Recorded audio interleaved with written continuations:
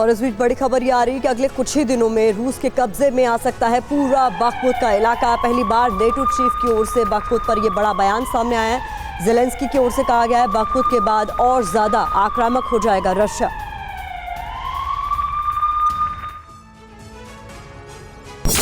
Bakhmut की भिड़ंत रूस को बढ़त। बाखमुट में सरेंडर, ज़ेलेंस्की को डर। जिस बाखमुट के लिए पुतिन और ज़ेलेंस्की ने पूरी ताकत को झोंक दिया, करीब 7 महीने के बारूदी घमासान से वहां रूसी सेना को बढ़त मिल चुकी है।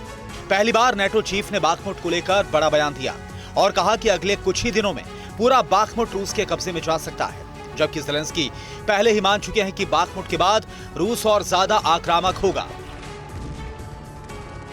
अब आपको बताते हैं कि बाखमुट में जीत के लिए पुतिन का फॉर्मूला क्या रहा, उन्होंने रणनीति किस तरह से बनाई। रूस ने क्वालिटी वाली जंग की जगह क्वांटिटी का सहारा लिया। पुतिन ने भारी संख्या में फ्रीडम ऐप से सीखकर क्या आपने देसी मुर्गी का पालन शुरू किया है? अगर ऐसा है तो आप अपनी देसी मुर्गियों को 1 करोड़ फ्रीडम ऐप के जो ग्राहक हैं उन्हें बिना किसी खर्चे के आप उसे बेच सकते हैं। सैनिकों वैगनर फोर्स को बाखमुट में झोंक दिया।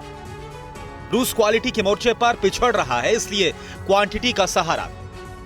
वैगनर चीफ ने कहा, हमने बाखमुट के पूरे पूर्वी हिस्से को कब्जे में ले लिया है। खास बात यह है कि रूस के हमले के बाद सबसे लंबी और भीषण लड़ाई बाखमुट में ही चली। और देखिए एक और बड़ी खबर, वॉर जोन से यूक्रेन के लिए मिलकर हथियार जुटाएगा यूरोपीय यूनियन। स्टॉकहोम में यूक्रेन को मदद पर गंभीर चर्चा हुई है। यूक्रेन में गोला बारूद की कमी पर चिंता जाहिर की गई है। यूक्रेन के डिफेंस मिनिस्टर भी इस बैठक में मौजूद रहे। पुतिन को आएगा गुस्सा, यूक्रेन के साथ ईयू खड़ा। यूरोप से मिलेंगे हथियार, रूस पर विनाशक प्रहार। जंग के मैदान में विध्वंसक और विस्फोटक हथियारों से ताकत की जोर आजमाइश लगातार जारी है। अब स्टॉकहोम में यूक्रेन को मदद देने पर चर्चा की गई। इस दौरान फैसला हुआ कि यूरोपीय यूनियन कीव के लिए मिलकर हथियार जुटाएगा। इस दौरान यूक्रेन में गोला बारूद की कमी पर भी फिक्र जताई गई।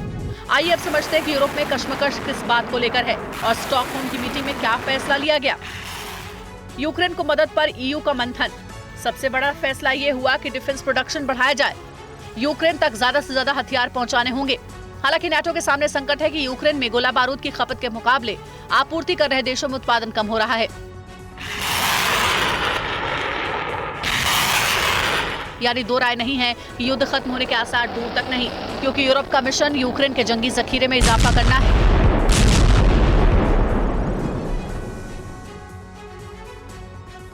और कहा जा रहा है कि बाखमुत जीत के बाद रुकने वाले नहीं हैं पुतिन। ज़ेलेंस्की को सताने लगा है और शहरों को भी खोने का खतरा।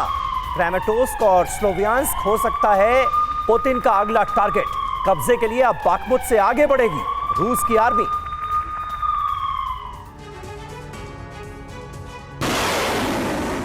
गोली चलाते पुतिन, कैनन चलाते पुतिन, राइफल चलाते पुतिन। बाखमुट में विजय पुतिन का अगला मिशन तय।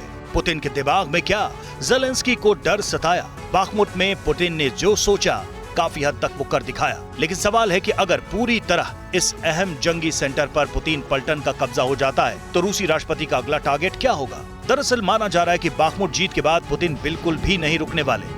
इसकी वजह से ज़ेलेंस्की को दूसरे शहर के खोने का खतरा सता रहा है। इसमें क्रामाटोर्स्क और स्लोवियांस्क है जिन्हें अगला टारगेट बनाए जाने की संभावना है। यानी तय है कि रूसी आर्मी आगे बढ़ेगी। ज़ेलेंस्की ने माना है कि बाखमुट के हाथ से निकलते ही रशियन फोर्स डोनेट्स्क के बाकी शहरों पर अटैक शुरू कर देगी। सवाल है कि बाखमुट के बाद टारगेट क्या हो सकता है? तो जवाब है क्रामाटोर्स्क, स्लोवियांस्क। वजह यह भी कि बाखमुट जीतते ही यूक्रेन के कई शहरों पर रूसी सेना के लिए हमला करना आसान हो जाए। फ्रीडम ऐप से सीखकर क्या आपने देसी मुर्गी का पालन शुरू किया है? अगर ऐसा है तो आप अपनी देसी मुर्गियों को 1 करोड़ फ्रीडम ऐप के जो ग्राहक हैं उन्हें बिना किसी खर्चे के आप उसे बेच सकते हैं।